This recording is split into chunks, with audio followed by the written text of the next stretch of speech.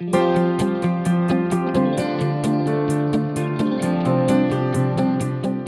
is a really strong health link between violence against women, and that is the reason why Vic Health is so interested in this space.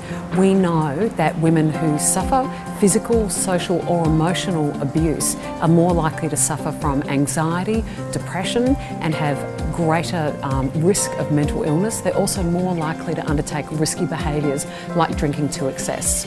Today we launch a report that has been 4 years in the making and is indeed highly anticipated by everybody here. It's an important record of where we are as a society in 2014 in terms of our understanding of violence as a social and health issue and our willingness to excuse or trivialise that violence, which is sadly all too common. I think the role that men can have in reducing violence against women is understanding that attitudes, that those sexist jokes, those throwaway comments have an impact on violence against women at the more serious end in relation to homicide and rape and other sexual assaults, and reflecting on your own attitudes and behaviours, and then beyond that challenging your friends and other family.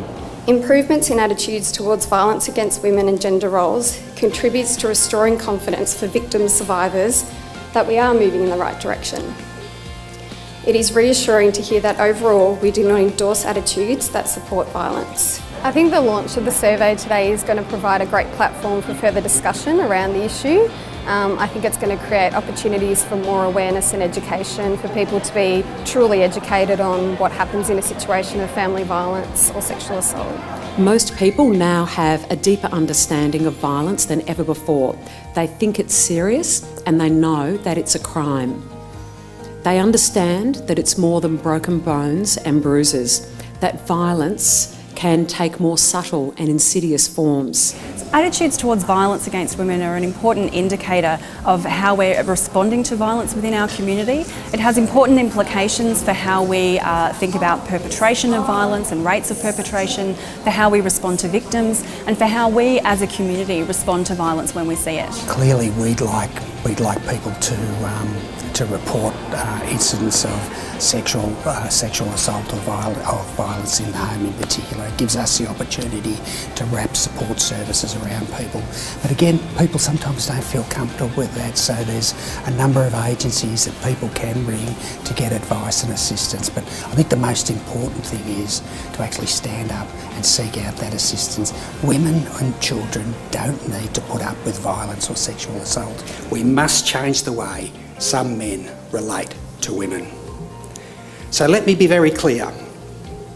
For those men who think, I'd never hit a woman, this isn't my problem, I say to you, it is your problem, it is our problem, it is the community's problem.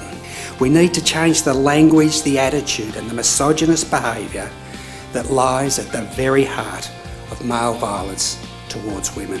It's incredibly important for people to know that they do have a role to play in changing the tide for preventing violence against women, that they need to know that they can stand up, they can say to their friends, their mates, that sexist joke is unacceptable. They can step in when they do see violence occurring, and they can also make sure that they're role models for their children, their family and their friends.